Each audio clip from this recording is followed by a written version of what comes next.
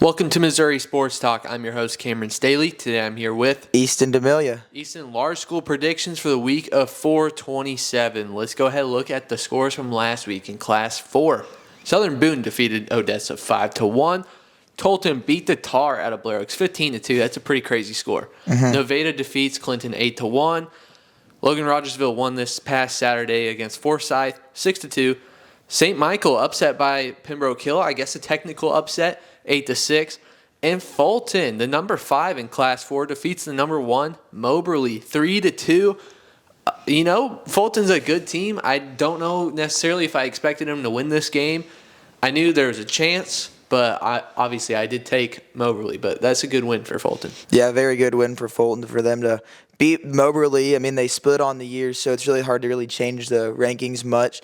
But when you look at the top right-hand corner, Tolton versus Blair Oaks, that one surprised me a lot. I didn't expect Tolton to do that to Blair Oaks, but I think this Father Tolton team's legit. The new rankings for Class 4, we've got a number 1 Logan Rogersville. They move up. Moberly drops 1 spot to number 2.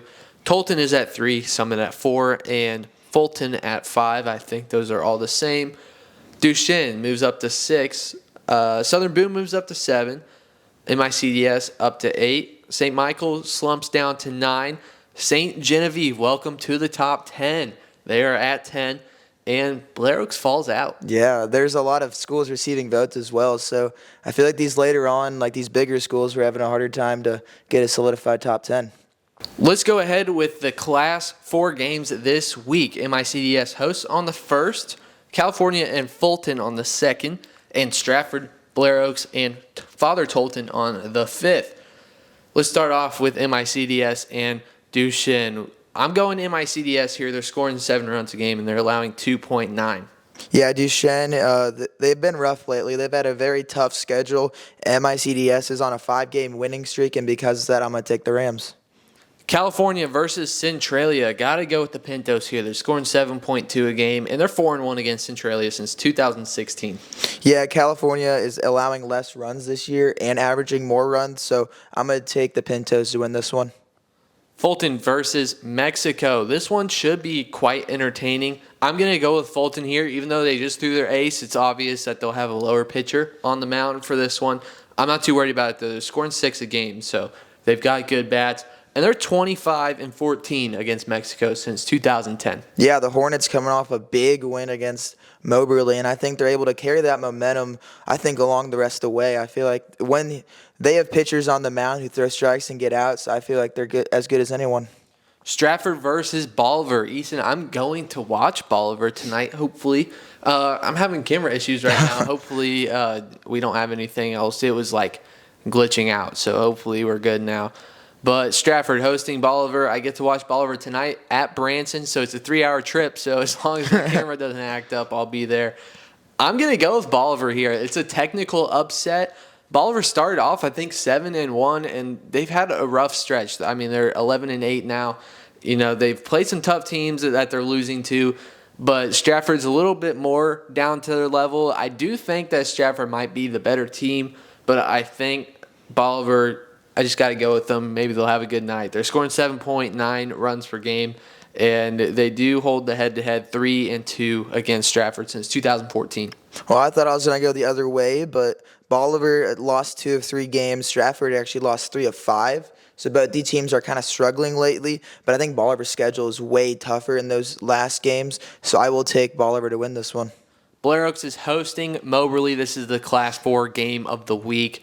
Blair Oaks is slipping a little bit. They're 13-11 right now. They do have a very, very tough schedule, but you got to win some games, And Moberly, they are coming off of a loss to Fulton. This is a good Fulton school that is number 5 in our rankings right now. Moberly's 21-3.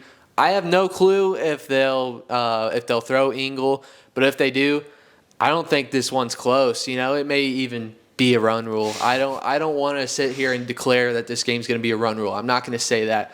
But if they have Engle out there, I don't think Blair Oaks plates more than 2 guys this whole entire game. So I will go with Moberly. They're scoring 7.5 game, and as I said about this pitching staff and defense, they're only allowing 1.5 on average. Yeah, Blair Oaks is struggling. I mean, it's pretty obvious, but I think they're able to turn the corner. Not this game. I think Moberly, the number one team in the class. Number two now according to the rankings. I feel like they're able to win over Blair Oaks. They're coming off a big loss against Fulton, so this is kind of, I think, a regroup week if they're able to win this one. Tolton versus St. Dominic is where we will end off Class 4. Father Tolton, they're scoring 8.8 runs a game. They are 0-5 against St. Dominic in the matchup history. I think they finally get their one. Well, I guess we're going samesies. Father Tolton on an 8-game winning streak, and during that stretch, they've scored 8+ in all of those games. Should say they've scored 8+ runs in all those games, not on a 8-game winning streak. But I do believe they're able to take care of St. Dominic. The Class 5 scores from last week. St. John upsets Farmington 6-5, and St. John now officially in the top 10 for Class 4. Hillsboro over Festus. This is a surprise one. Hillsboro on the road. I think I actually almost went to one of these games, but Hillsboro wasn't quite ready. They said maybe during the playoffs they'll have me out. Platte County, they defeated Kearney 6-1. Willard over Carl Junction 5-0. That one was kind of expected if we're going to be honest. Union over Westminster 8-1 this weekend. And last night, supposed to have Rockwood versus Lindbergh. Did not happen due to rain. Yeah, there was a lot of good games that last week that kind of surprised me. First, the game that really surprised me was the Farmington St. John game. I figured the bigger class would stand tall, but St. John, a team that finally entered the top 10, they're 11 for me right now. So if they're able to continue their success, I would not be shocked if they're able to get into that top 10 rankings. The top 10 for Class 5 this week. Vianney holds the 1. Willard holds the 2. I think we had JC at 3 last week. If we did, they hold that as well. Platte County up to 4. Festus drops 1 to 5. Smithville drops 1 to 6. Rockwood is at 7. I believe they moved up. Marshfield, I believe, holds the 8. Union slumps down very far. They're at number 9 now. I think they're at 5, maybe 4. And Carl Junction holds number 10 in our rankings. You have any thoughts? I do not. Okay, let's go ahead with the predictions for this week for Class 5. So, West Plains, they host tonight. John Burroughs in Warrensburg tomorrow. On the 3rd, it is Platte County. On the 6th, Festus will host, and Smithville on the 7th. West Plains versus Marshfield.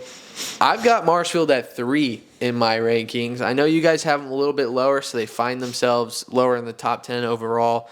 But West Plains, they're 10-11 this year. They're an okay team, but, they're kind of stringing together some losses here and there. So I think Marshfield will get this one done. They're scoring 7.9 a game, and they are only allowing 3.4. I analyze Commons a lot, and actually Marshfield's in favor. 3-1 over West Plains and Commons, so I feel like Marshfield, the Blue Jays, are able to get done.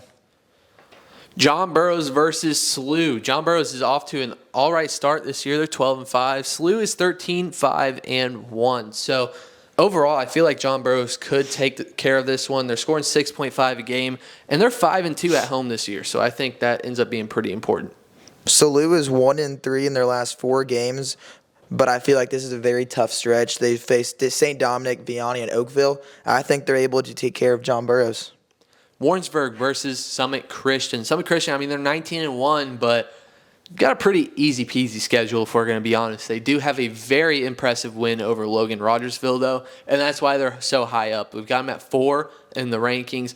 I had them at 2 in mine, though, so I did have them over Logan Rogersville. Logan Rogersville is my 3. So, I've had a lot of people in my DMs about Summit Christian being higher. I just don't think that they're the number 1 team. I'm sorry to say it. But I do think they beat Warrensburg. I feel like a 500 Warrensburg team shouldn't really put up a challenge to this Summit Christian squad. They're scoring 8.8 a game, and they're allowing 2.2. Yeah, I think Summit Christian's able to win this one, but when I analyze my rankings, I like to focus on that tougher competition. If you only have a handful of teams over 500 just to begin with, I feel like that already is going to put you behind the 8 ball. So I will take Summit Christian to win this one, but there's a reason they're not number 1. Platte County versus Liberty. They've got a doubleheader. So what I do with doubleheaders is if they split and we get at least one of them right, then I guess technically we'll count it correct. But say we pick one team and the other team sweeps, obviously we get it wrong. Yeah. So doubleheaders are interesting to do for the picking. I try to put the more impressive win for whichever side on the scoreboard. So say one team wins 3-2, but then the next game the other team wins 11-0. I'm putting that 11-0 game on the scoreboard because that looks a little more impressive. So Liberty versus Platte County, or Liberty being hosted by Platte County. I'm going to take the road team here, at least for one. I do think that they sweep Platte County. There is definitely a chance that they split this one, though. Liberty, I mean, they're scoring 5.8 a game against some pretty tough competition, and they're only allowing 3.4, which is pretty solid for a Class 6 school. I'm going to take a split here, so I'm going to actually take Platte County just to go against you because I do think Liberty is going to win one of these. I think Platte County is top 10 team in Class 5 for a reason, and I think Liberty is a top 10 for a reason. And I feel like Platte County is going to prove in this game, this series, I should say, is they're able to keep this close against Liberty. Festus versus Oakville. I got to take Festus here. I'm not super high on Oakville, if we're going to be honest. Festus, they're scoring 6.4 a game, and they're 5-1 at home. I think they just had their one loss was Hillsboro last Thursday. So I'm not too worried about it, though, because that's a rivalry game, so they know each other very, very well. I'll take Festus in this one. Yeah, I mean, surprisingly, Oakville split with top 10 Lindbergh. But Festus beat Fox. Oakville lost. And, me and Commons, I'm going to take the Festus Tigers. Smithville versus Excelsior Springs is where we'll end this one off. I'm taking Smithville. They're scoring 8.8 a game. They're 15-2 against Excelsior Springs since 2014, and I've got them as my number 4 in Class 5. Yeah, I have Smithville a little lower. I mean, when you lose to Benton, I feel like that's a tough way to rebound, especially as they're in a lower class. Now, you go look at other commons. I would say that Union might be under them. I mean, I kind of may have messed that one up, but Union may be 10 in the book, but I do not think Smithville is a top 5 team right now. Maybe not even a top 7 team according to my rankings, but I do think they're able to get this one against Excelsior Springs. Class 6 from last week, Nixa and Kickapoo. This one did not happen. It was canceled. Ozark defeated Lebanon 5-3. Hickman defeated Boonville 3-1. Francis Howe, they beat Rockbridge 3-0, but they did split this one. This was a double header, and Rockbridge won, I think it was like 5-4, 4-3. They won by 1 in extra innings. So, obviously, like I said earlier with the extra inning stuff, or sorry, not the extra inning stuff, the double header stuff, put the more impressive win. So, Howe won 3-0 on one of them.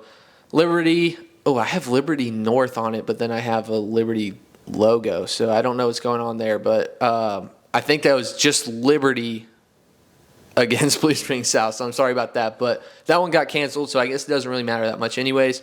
And Staley, they get upset by Lee Summit 4-1. I'm very surprised by that one. Yeah, I'm very surprised. Staley was, I think, a solidified number 2 team, especially Lee Summit. They've kind of struggled lately, so I was expecting Staley to kind of win that one by a 3-run margin. But Lee Summit, we've had them in the top 10. They've bounced around that 10-12 spot. So I would not be shocked if they continue to make some upsets or continue to win if they find themselves back in the top 10. The Class 6 top 10 this week. Howe holds the 1. Staley holds the 2, but they just lost to Lee Summit last night, right after we put out the rankings. Blue Springs South is the 3. Fort Zumwalt West is 4. Nixa at 5. Rockbridge at 6. Liberty North has the 7, and Liberty right behind them at 8. Kirkwood joins the top 10 at number 9. And Lindbergh also joins the top 10 at number 10.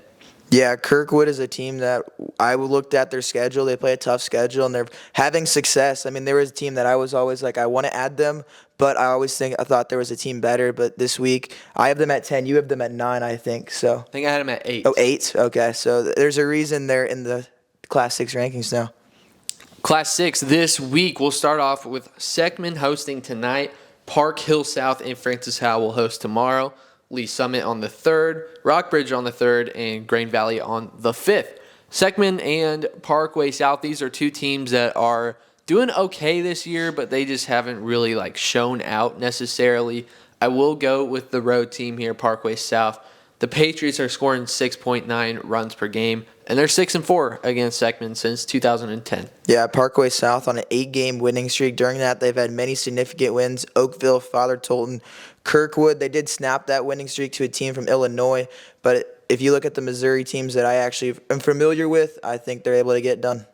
Park Hill South hosting Park Hill. This one should be pretty fun. I will go with Park Hill, though, in this one, the road team. I'll take another road team. They are scoring 6.4 runs a game, and they're 16-12 against Park Hill South since 2010. So they play a pretty good amount. Yeah, Park Hill is in favor by 2 commons, so I think they're able to get it done against Park Hill South. Francis Howell versus Marquette. This one's pretty good. I mean, Marquette, they're 12-7, but I feel like they're better than what their record says. Francis Howell, obviously the number 1 in Class 6, so there should be a pretty firework game. Francis Howell is hosting, though. I think that ends up being a pretty big thing. They're scoring 6.3 a game, and they're allowing 2.5. Give me the Vikings. Yeah, I'm going to take the host as well. Francis Howell, they're number 1 for a reason, and I think this just adds on to their resume on the year. Lee Summit versus Nixa. We got Nixa at number 5 in our rankings. Lee Summit just dropped out this week. I will go with the road team, Nixa. They're scoring 7.3 a game, and these two teams have only played twice, 2-0 against Lee Summit since 2022. Okay, I'm going to take actually Lee Summit. They're coming off significant wins against Staley and Liberty North. I think this Nixa team is really good, but when you're as hot as the Tigers are, I feel like you can't choose against them. Rockbridge versus Staley. This is our Class 6 game of the week, hosted by Rockbridge, I believe. I'm going to take a technical upset. We've got Staley at 2 and Rockbridge at 6 in our official rankings. Give me the number 6, the Bruins. They're at home. Staley's coming off of a shocking loss to Lee Summit. Obviously, they expected to win that one, and Rockbridge is feeling good right now. They just beat Francis Howell. They actually split them in a doubleheader. That's pretty big for them. Beating the number 1 in at least one game, that's really massive. That one was a home game as well. So Rockbridge is playing great at home.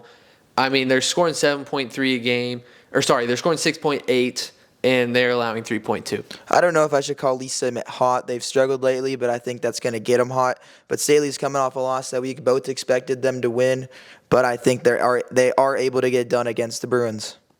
Grain Valley versus Truman is where we'll end it off today. A little quicker of a video because I got to get down to Branson. That's 3 hours away, so it's a pretty long drive for me.